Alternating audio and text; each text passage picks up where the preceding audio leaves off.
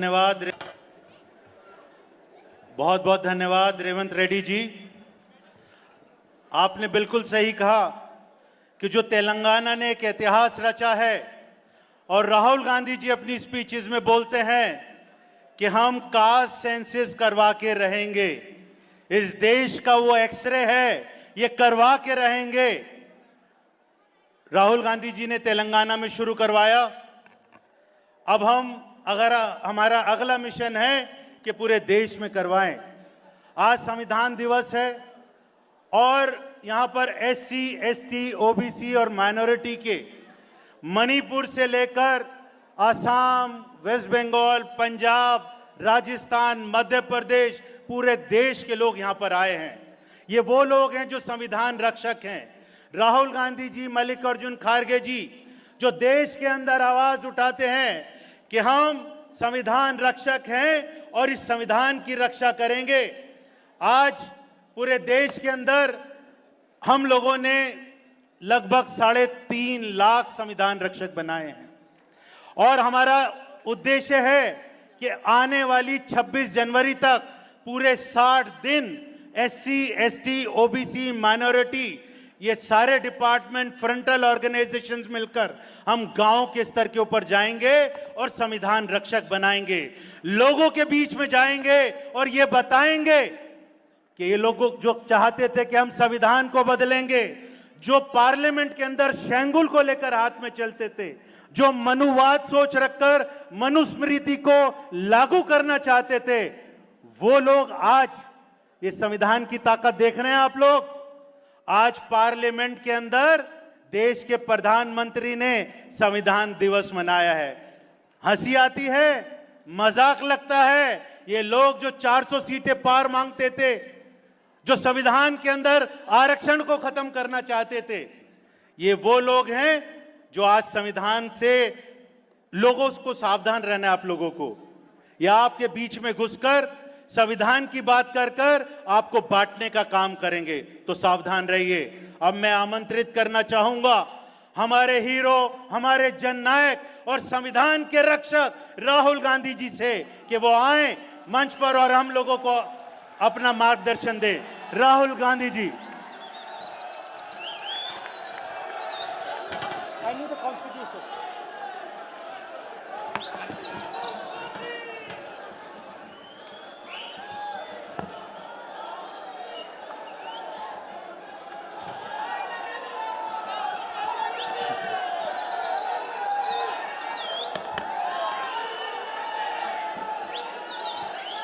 खड़गे जी, केसी वेणुगोपाल जी, तेलंगाना के chief minister, deputy chief minister Raju ji, stage पे कांग्रेस पार्टी के वरिष्ठ नेता, भाइयों और बहनों, कांग्रेस पार्टी के नेताओं, कार्यकर्ताओं, आप सबका यहां बहुत बहुत स्वागत, नमस्कार।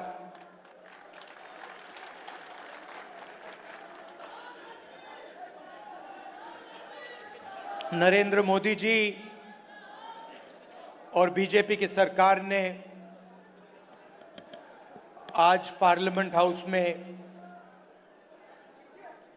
संविधान दिवस पर फंक्शन कराया।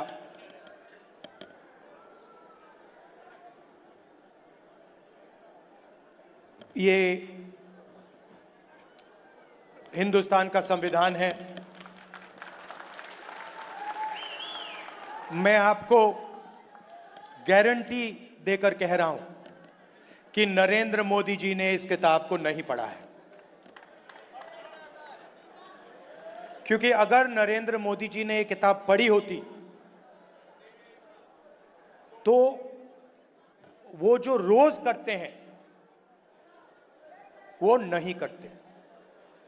ये इसको हम संविधान कहते हैं और इसको किताब का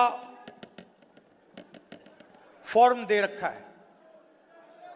मगर ये एक किताब नहीं है, ये हिंदुस्तान की हजारों साल की सोच है। और 21वीं सदी में हिंदुस्तान की जो कहो सोशल एम्पावरमेंट की जो सोच है, अंबेडकर जी की, फूले जी की, बुद्ध भगवान की, गांधी जी की, वो इसके अंदर है। आप किसी भी स्टेट में चले जाइए, केरला में नारायण गुरु जी, कर्नाटक में बसवना जी, फूले जी, शिवाजी महाराज, हर स्टेट में आपको ऐसे 2-3 नाम मिलेंगे जिनकी सोच इस किताब में आपको मिलेगी। मैं आपसे पूछना चाहता हूं, इसमें सावरकर जी की आवाज है क्या? इसमें कहीं लिखा है कि हिंसा का प्रयोग करना चाहिए? इसमें कहीं लिखा है कि किसी व्यक्ति को मारना चाहिए, डराना चाहिए, काटना चाहिए? कहीं लिखा है इस किताब में? इस किताब में लिखा है कि झूठ का प्रयोग कर कर सरकार चलानी चाहिए? मुझे दिखा दो कहां लिखा है इसमें। तो यह सत्य और अहिंसा की किताब है। सिंपल सी बात है, यह हिंदुस्तान का सत्य है और यह अहिंसा का रास्ता दिखाता है।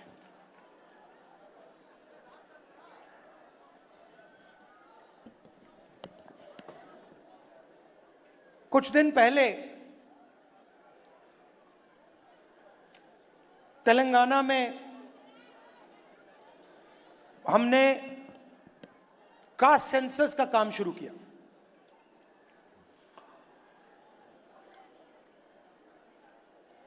और वो ब्यूरोक्रेटिक एक्सरसाइज नहीं है। पहली बार कास्ट सेंसस को तेलंगाना में जनता की एक्सरसाइज बना दिया गया है। जो सवाल पूछे जा रहे हैं, वो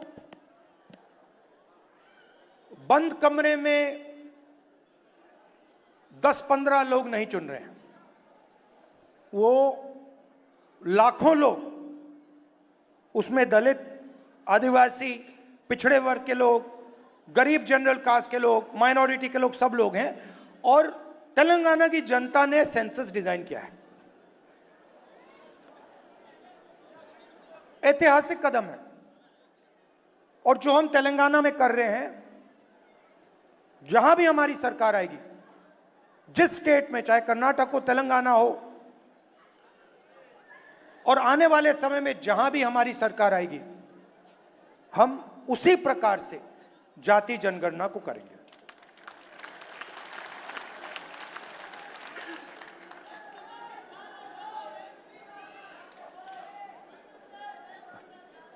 आएंगे, वहां भी आएंगे।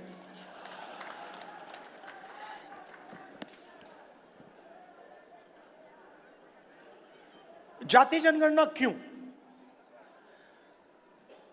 क्योंकि अगर हम हिंदुस्तान के पॉपुलेशन को देखें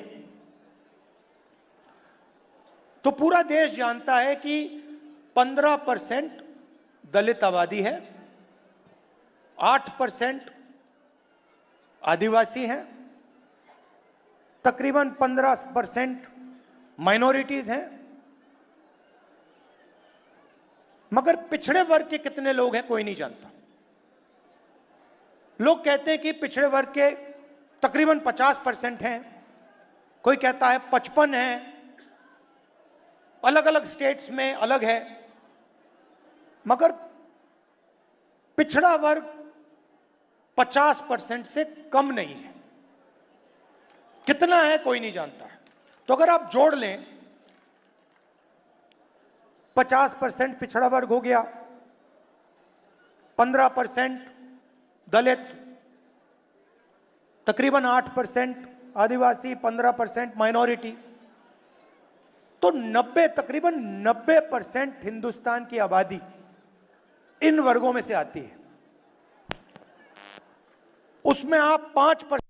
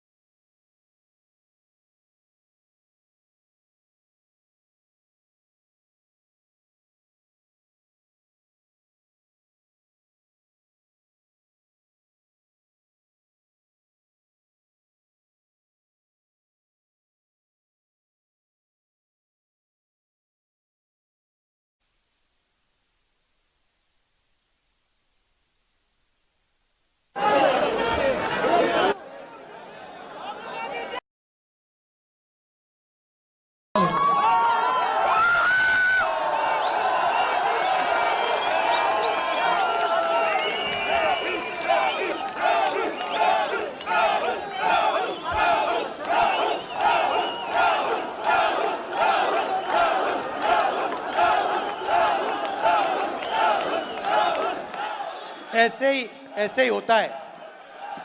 मैं आपको बताता हूं, जो भी इस देश में 3000 साल से जो भी दलितों की, आदिवासियों की, पिछड़ों की, गरीबों की बात करता है, उसका माइक ऑफ हो जाता है। माइक ऑफ हो जाता है। आपने देखा होगा, मुझे कहा, जब माइक ऑफ हो गया तो मुझे कहा, काफी लोग आए और उन्होंने कहा जाके बैठ जाइए। मैंने कहा मैं नहीं बैठूंगा, मैं खड़ा रहूंगा, मुझे नहीं बैठना।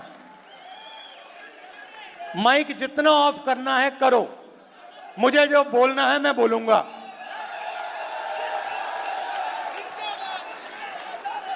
यहां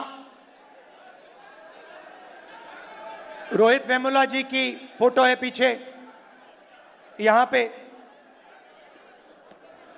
ये बोलना चाहते थे, इनकी आवाज छीन ली गई। और हर रोज हिंदुस्तान में आदिवासी युवा, दलित युवा, पिछड़े वर्ग का युवा सपना देखता है, मैं इंजीनियर बनूं, मैं डॉक्टर बनूं, मैं लॉयर बनूं, मैं मीडिया में जाऊं, मैं आईएएस ऑफिसर बनूं। मगर सच्चाई यह है कि इस देश का पूरा सिस्टम पिछड़ों, दलितों और आदिवासियों के खिलाफ खड़ा हुआ है।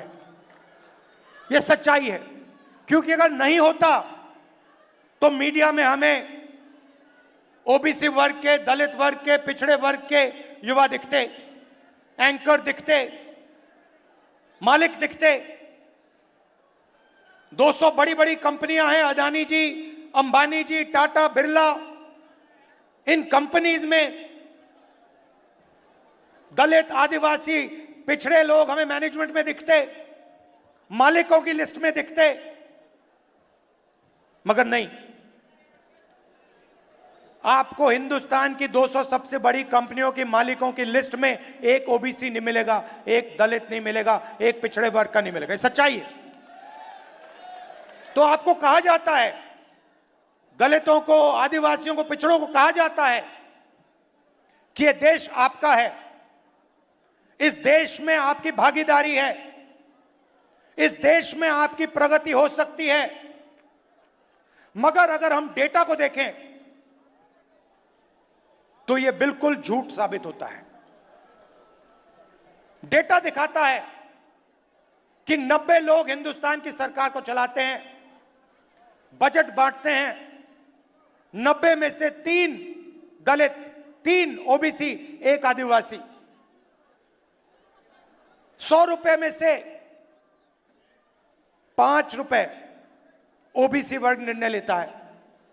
100 में से 5, आपकी आबादी 50%, भागीदारी 100 में से 5। दलित भागीदारी 15%, आबादी 15%, भागीदारी 100 रुपए में से 1 रुपया। आदिवासी 8% आबादी, भागीदारी 100 रुपए में से 10 पैसा।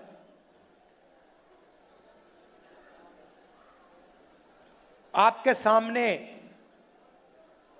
दीवार खड़ी हुई है और आप जानते हो, और आप इस बात को गहराई से समझते हो। समझते हो नहीं समझते हो? यस सर, समझते हो ना ठीक से कि आपके सामने दीवार खड़ी है और उस दीवार को नरेंद्र मोदी और आरएसएस मजबूत करते जा रहे हैं। जहां भी उनको अपॉर्चुनिटी मिलती है, वो दीवार में सीमेंट डाल देते हैं। पहले पब्लिक सेक्टर हुआ करता था, उसको निकाल दिया। सारा का सारा प्राइवेटाइज कर दिया, दीवार मजबूत की। पहले सरकारी स्कूल हुआ करते थे, सरकारी अस्पताल हुआ करते थे, सारे के सारे हटा दिए। आज दलित को, आदिवासी को, पिछड़े वर्ग के किसान को कोई भी इलाज की जरूरत हो, लाखों रुपए आपके जेब में से निकलते हैं। निकलते नहीं निकलते? और कहां जाते हैं? आपकी जेब में जाते हैं क्या? पिछड़ों की जेब में जाते हैं, दलितों की जेब में जाते हैं, आदिवासियों की जेब में जाते हैं? नहीं, 25 अरबपतियों की जेब में जाते हैं। उन 25 अरबपतियों में मुझे दलित नाम बता दो, आदिवासी नाम बता दो, पिछड़े वर्ग का नाम बता दो। मैं खड़ा हूं, बता दो, एक नाम बता दो। अदानी आदिवासी है क्या? दलित है, पिछड़े वर्ग का है। अंबानी आदिवासी है क्या? दलित है, पिछड़े वर्ग का है। टाटा, बिरला, ये आदिवासी हैं, दलित है, पिछड़े वर्ग के नहीं। तो सारा का सारा आपका धन आपके जेब में से निकालकर उनके ओर जा रहा है। और उसमें मैं कहना चाहता हूं 5%, 7% बेचारे जनरल कास्ट के गरीब लोग भी शामिल हैं, उनको भी कुछ नहीं मिलता। खोखले सपने दिए जाते हैं। 24 घंटा मैं 20 साल से देख रहा हूं, 24 घंटा आपको बताया जाता है कि आपको जगह, आपकी जगह है, आपको जगह मिलेगी, मगर नहीं। और हो क्या रहा है? आस्ते आस्ते दीवार मजबूत होती जा रही है। पहले यूपीए की सरकार थी, मनरेगा दिया, जमीन का अधिकार दिया, भोजन का अधिकार दिया, पैसा कानून दिया, वो दीवार को कमजोर करने के तरीके थे। आज मैं देखता हूं तो मैं कह सकता हूं कि जिस प्रकार से हमें दीवार को कमजोर करना था, हमने नहीं किया, यूपीए सरकार ने नहीं किया। जिस मजबूती से हमने करना था, हमने नहीं किया, मगर हम दीवार को तोड़ने की कोशिश करते थे। ये दीवार में सीमेंट डाल रहे हैं, कंक्रीट डाल रहे हैं, फाउंडेशन दे रहे हैं दीवार का। इसीलिए जाति जनगणना की जरूरत है। जाति जनगणना से आप सबको पता लग जाएगा, मीडिया में हमारे कितने लोग, कॉर्पोरेट इंडिया में कितने लोग, कोर्ट में कितने लोग, जुडिशरी में कितने, प्राइवेट अस्पताल हमारे कितने, प्राइवेट कॉलेजेस हमारे कितने। और अभी कहा गया कि ये एक्सरे है। एक्सरे पहला कदम है। सबसे पहले पता लगाना है कि सिचुएशन कैसी है, क्या है। हमें मालूम है कि दलितों को, पिछड़ों को, आदिवासियों को, गरीब जनरल कास्ट के लोगों को, माइनॉरिटीज को दर्द हो रहा है, वो दिख रहा है, सबको दिख रहा है। तो सबसे पहले पता लगाना है फ्रैक्चर कहां है, चोट कहां लगी है, कंपाउंड फ्रैक्चर है, सिंपल फ्रैक्चर, ये पहले लगाना पता। और उसके बाद जाति जनगणना से डेटा मिलेगा। 21वीं सदी है। जो पहले तेल को ब्लैक गोल्ड कहा जाता था, 21वीं सदी का तेल डेटा है। और हम दलितों के बारे में, आदिवासियों के बारे में, पिछड़े वर्ग के बारे में डेटा चाहते हैं। और जिस दिन हमारी सरकार के हाथ में ये डेटा आ जाएगा, उस दिन पूरा का पूरा जो विकास का पैराडाइम है, विकास को करने का तरीका है, विकास के बारे में सोचने का तरीका है, वो बिल्कुल बदल जाएगा। ये विकास की जो सोच है, कि जो अप्रोच है, उसका फाउंडेशन बनेगा। तेलंगाना में हमने काम शुरू कर दिया है। और आप देखना, जब तेलंगाना में रिजल्ट आएंगे, जाति जनगणना का रिजल्ट आएंगे, तो हमारी पॉलिसी जाति जनगणना के डेटा के बेसिस पे बनेगी। और इससे बीजेपी डरती है। बीजेपी चाहती है कि 4-5% लोग अरबपति और 4-5% लोग हिंदुस्तान को कंट्रोल में रखें। और ये जो इन्होंने कंट्रोल कर रखा है, जो इसको ये खत्म करने की कोशिश कर रहे हैं, इस कंट्रोल को तोड़ने के 2 तरीके हैं। एक जाति जनगणना और दूसरा रिजर्वेशन को 50% से ज्यादा कमा। तो इसमें हम लगे हुए हैं। तेलंगाना में हमने किया, कर्नाटक में किया, और जहां भी हमारी सरकार आएगी हम दलित, आदिवासी, पिछड़े वर्ग, गरीब, जनरल कास्ट, माइनॉरिटीज का डेटा निकालेंगे और पता लगाएंगे कि विकास में उनकी क्या हिस्सेदारी है, हिंदुस्तान के फ्यूचर में उनकी क्या भागीदारी है, क्या भागीदारी होनी चाहिए। यह हमारा लक्ष्य। और मैं आपको बता रहा हूं, बीजेपी कुछ भी कर ले, आरएसएस कुछ भी कर ले, जाति जनगणना और 50% का जो रिजर्वेशन का बैरियर है, इन दोनों को हम खत्म करके देंगे नेशनल लेवल पे। मैं आपको कह रहा हूं, मैंने लोकसभा में कहा है, मैंने वायदा किया है, वहां पे इस कॉन्स्टिट्यूशन पे वायदा किया है कि जाति जनगणना को हम इसी लोकसभा में पास करके दिखाएंगे। क्यों? क्योंकि हम ये जो संविधान है, इसकी सोच की रक्षा करना चाहते हैं। हम चाहते हैं कि जो इसमें लिखा है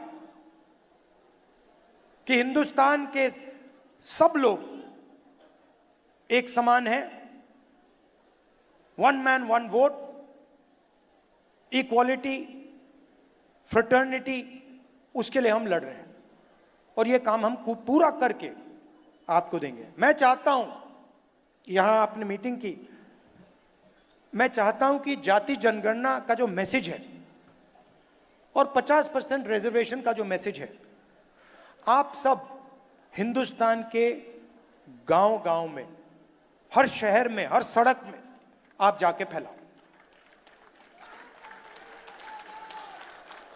जहां भी आप जाओ,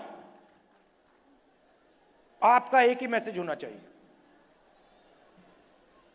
इस देश में 90% लोगों के साथ अन्याय हो रहा है, रोज हो रहा है, हर रोज हो रहा है, हर मिनट हो रहा है।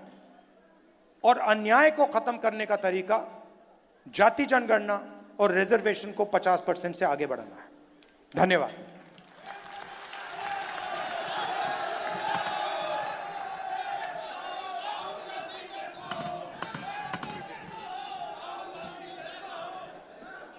अभी राहुल गांधी जी ने बात की एससी, एसटी, ओबीसी, माइनॉरिटी के हक दिलवाने की बात, और वो हक मिलेगा जाति जनगणना से, कास्ट सेंसिस से।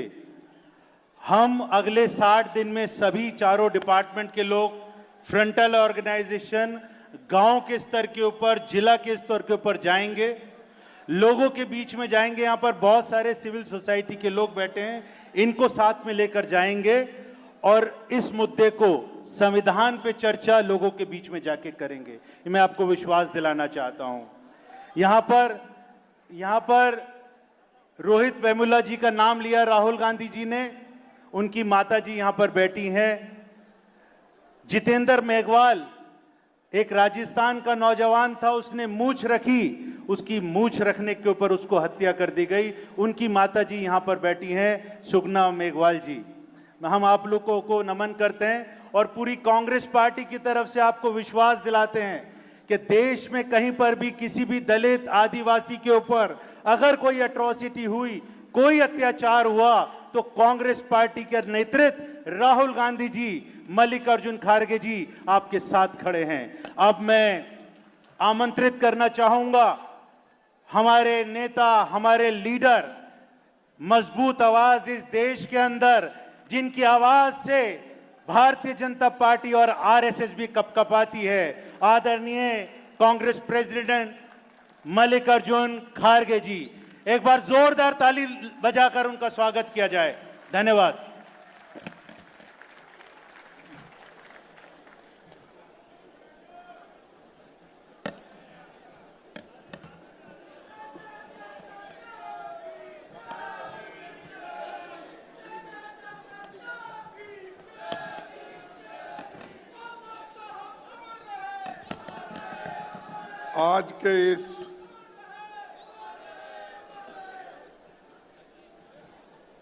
आज के इस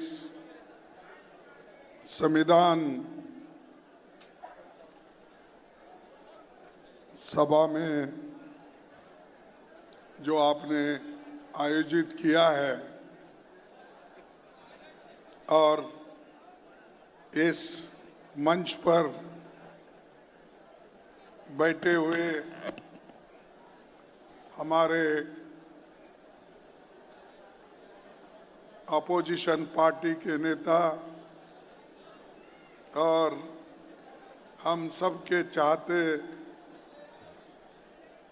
राहुल गांधी जी, मंच पर बैठे हुए वेणुगोपाल जी, चीफ मिनिस्टर रेवंत रेड्डी जी, मल्लू विक्रमा भट्टी जी, नासिर हुसैन, काजी निजामुद्दीन, देवेंद्र यादव जी, हमारे पीसीसी के अध्यक्ष Gurdeep Sappal, K Raju ji, Rajesh Lilothia, Imran Pratapgarhi, captain Ajay Yadav, chairperson OBC और Shivaji Rao Moghe, chairperson ST department.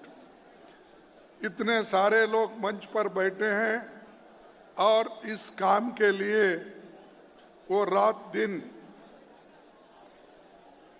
संविधान रक्षक अभियान के कार्यक्रम में वो अपना योगदान दे रहे हैं।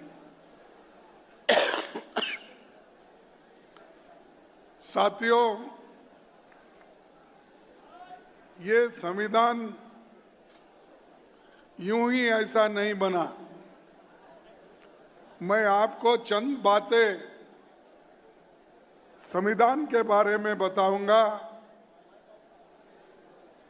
थोड़ा सा समय लगेगा,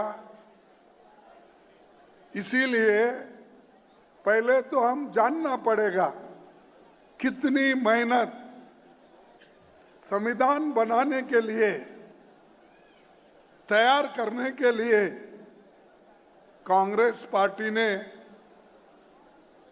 अपना समय दिया और इसको बनाने के लिए डॉक्टर बाबा साहब अम्बेडकर ने किस ढंग से उन्होंने अपना योगदान दिया। ये समझना इसलिए जरूरी है कि बहुत से लोग ये समझते हैं कि संविधान बड़े आसानी से बना है। संविधान आसानी से नहीं बना। संविधान एक कॉन्स्टिट्यूंट असेंबली में जो लोग थे वो रात दिन चर्चा करके हर क्लॉज बाय क्लॉज उसके ऊपर चर्चा करने के बाद बाबा साहब अम्बेडकर हर क्लॉज का उत्तर देते गए, तब यह संविधान अच्छा बना। लेकिन इतने अच्छे बनने के बाद चंद लोग संविधान की तारीफ तो करते हैं और संविधान की तारीफ ऊपर करते हैं, उसको नमन करते हैं और इतनी भाव भक्ति बाहर दिखाते हैं, उतना ही संविधान को वो अंदर से काट दे रहे हैं।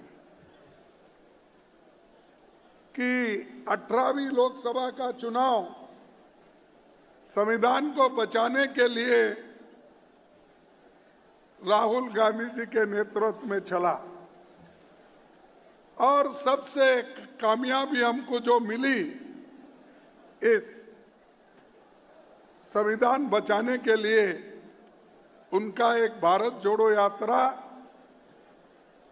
और दूसरा लोकतंत्र को बचाने के लिए सभी SC, STs, backwards, minorities, intellectuals, ये सब आगे आ गए हैं।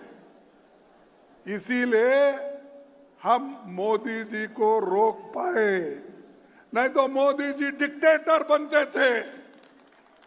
आज उनको मेजॉरिटी नहीं है, वो माइनॉरिटी गवर्नमेंट है आज की। एक टांग उन्होंने टीडीपी चंद्रबाबू नायडू की लगा ली है, एक टांग उन्होंने हमारे बिहार के चीफ मिनिस्टर, क्या नाम,